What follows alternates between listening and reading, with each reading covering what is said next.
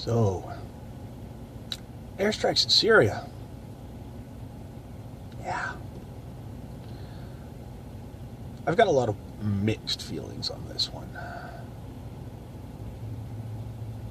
Now, excuse me. Years ago when this whole business in Syria was going, just new. You know, we had Senator McCain, who I have a certain degree of respect for McCain.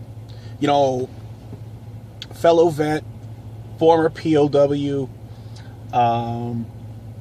Say what you will about some of his attitudes on social issues, that they're backwards, that they're from another age, and I'd agree with you. I really would. Some of his attitudes on social issues are kind of weird and screwy. And I'm not going to make excuses for it. I'm not going to make excuses for it at this point in time. And even if I were to make excuses for it, I'd still come right out and say, he's wrong. You know? But that's not the subject right now. The airstrikes is here. Back when this foolishness was getting started, you know, McCain had this thing where he's like, he wanted a no-fly zone. Nobody else wanted to do anything about it, for the most part. President Obama issued an ultimatum where it's just like, said, you know, if Assad, you know, does any kind of chemical attacks or anything like that, that's a red line. We're going to get involved at that point. And I'm like, okay, I can live with that. Because, and this massive humanitarian crisis involved with the Syrian civil war, and it's been going on for years. The Syrian people have conducted a mass exodus out of the area. I mean, combined with, of course, you know, the various civil wars in sub-Saharan Africa and the revolution in Libya. Massive refugee crisis from all over the freaking place. And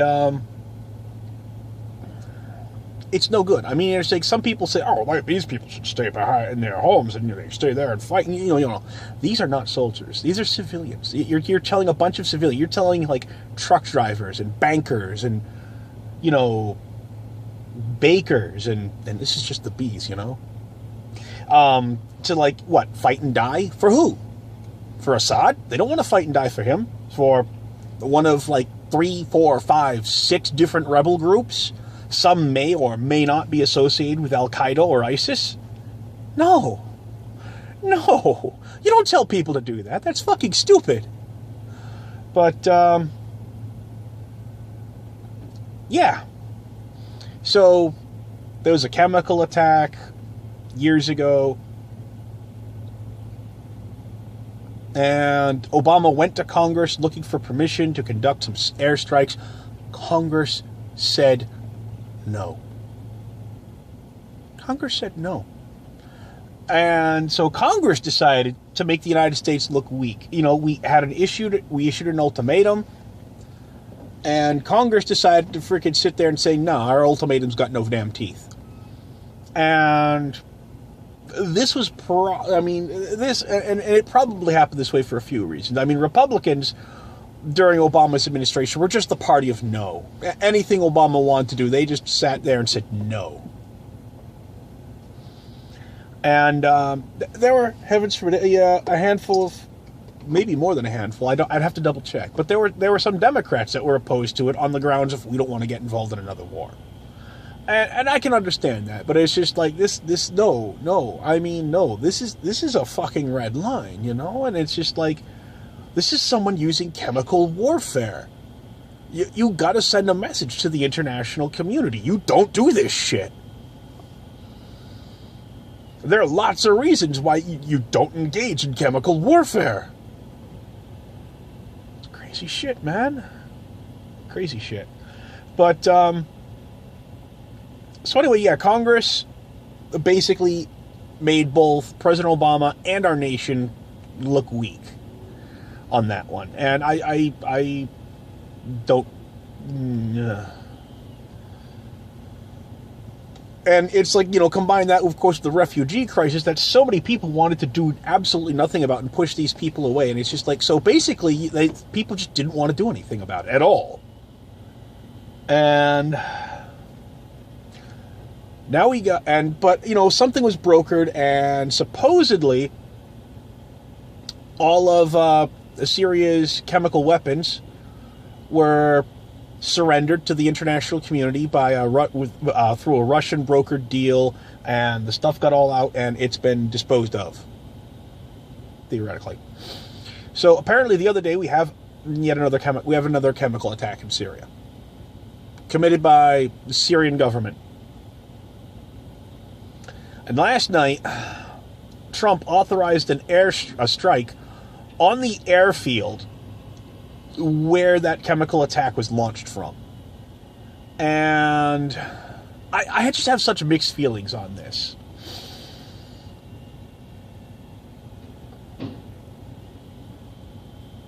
I mean,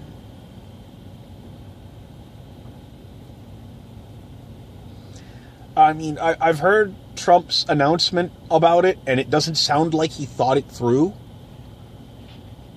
Which is not really a surprise. Trump doesn't seem to sound like he thinks anything through. I'm not a fan of Trump, and I want to get that back up there because that's my it's my employer's crest on the uniform, and I don't want them associated with this. Just keeps them safe from any foolishness that might happen to me and whatever. They don't need to be implicated in my personal opinions, which is why I've got this hat sitting over my shoulder. But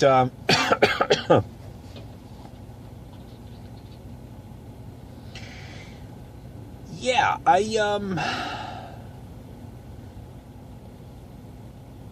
so obviously, this was not an operation that was well thought through. It was a spur of the moment kind of thing, and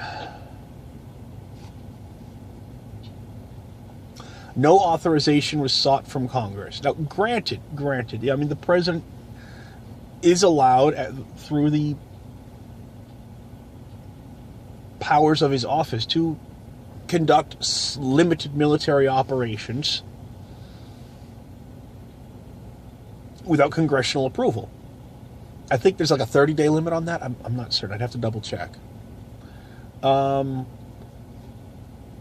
could do a lot of damage in 30 days, especially with the U.S. military. Most fucking deadly fighting force on the goddamn planet. But,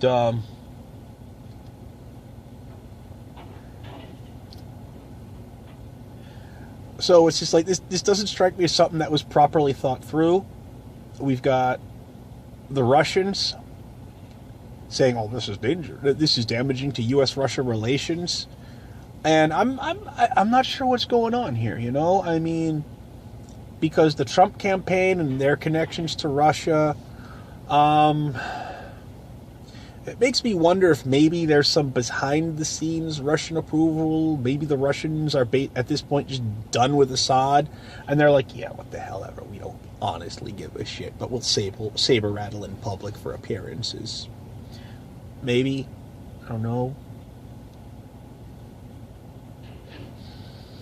Or if this could be another instance of President Trump just opening his fool trap and writing checks that are going to have to be cashed at some point by American bodies, which wouldn't surprise me any. This isn't... I don't know. And it's one of those things. Do I think the strike against the Assad regime and the airfield was the right thing to do? And ultimately, I have to say yes. It was the right thing to do. I think we went about it all wrong. I think, congressional approvals should have been sought for this. But at the same time, Congress has shown an unwillingness to do anything about this situation at all, which makes me very unhappy and uncomfortable with, and with how many of my own country folk who, people, how many Americans sit there and say the right thing to do in the face of overwhelming human tragedies, to sit back and do nothing with our thumbs up our asses? That disturbs me greatly. So,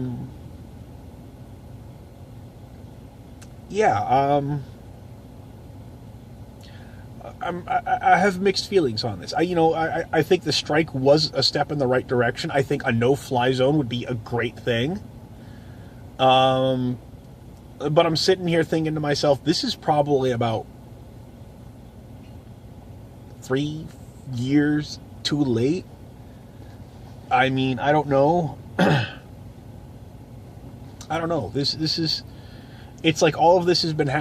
this is something that should have been done years ago. And it wasn't. Because, quite frankly put, our lawmakers don't have any freaking spine. Let's be perfectly honest. I mean, our lawmakers, the legislative branch, our senators, our representatives, these are people who are also, in addition to being our representatives, they're also supposed to be our leaders. And they're not really leaders. Most of them are not leaders. They're weather vanes. They try to figure out which way the wind is blowing and align themselves with that. And it basically, they just woohoo! The phone does acrobatics. Yeah. That was awesome. Alright, that'll have to do for now. Can I get this chair up a little bit so it's... Yeah, it looks like hell. Hold on. Try finagle this a little bit. Alright. Looks better, I guess. I don't know. But anyways, yeah,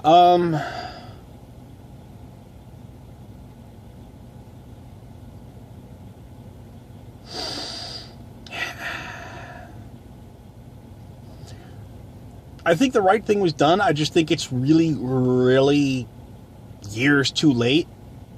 And I think that congressional approval should have been sought for the action.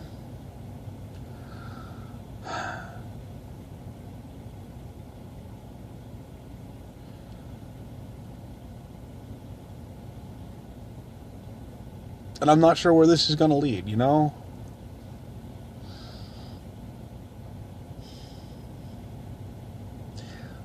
This is yet another one of those actions taken by the Trump administration that makes me very leery of the coming years. And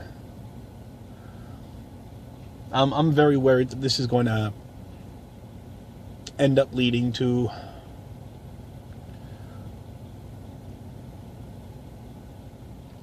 another war that we don't want.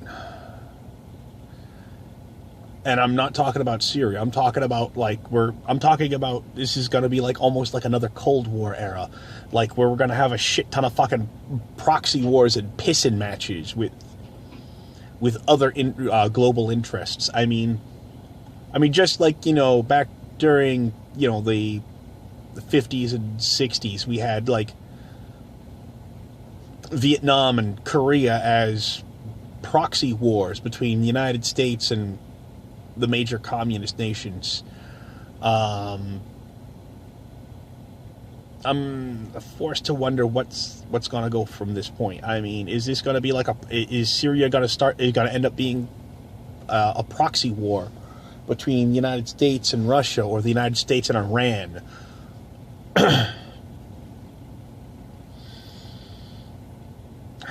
I don't know. Because, we don't need another Vietnam. We don't need another Afghanistan. We don't need another Iraq. We don't need another war where we go in with no clear-cut victory plan and no post-victory plan.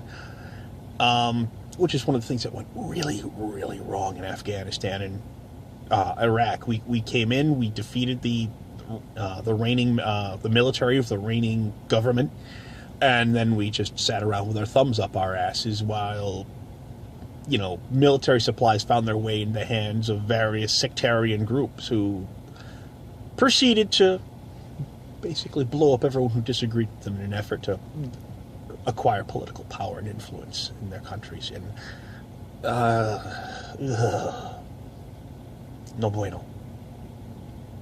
No bueno.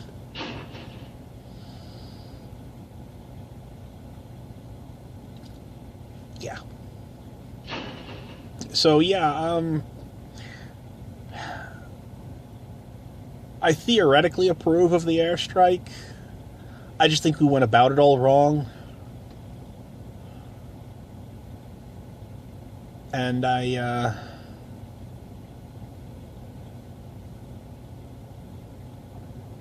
not sure about this, Something's not right.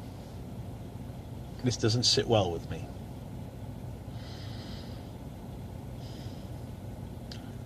Something about this makes me very uncomfortable.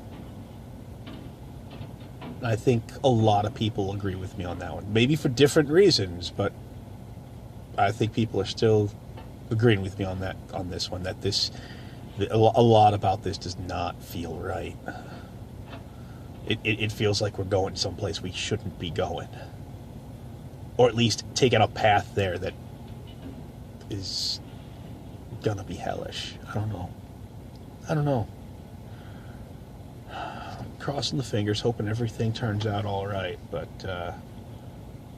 I don't have high hopes for this. Maybe if we had taken action years ago, we could have prevented a lot of the bullshit that's going on over there right now, but we didn't, because we were too busy making excuses for doing nothing. And now I can't help but think that the best opportunity to do something is gone, and what's going on right now is us starting to stick our feet into a quagmire. This is no good. Alrighty. Be good. Stay safe. Till no day I wouldn't. Happy gaming. I'll catch you whenever the hell the next time I catch you is. Later, fellas.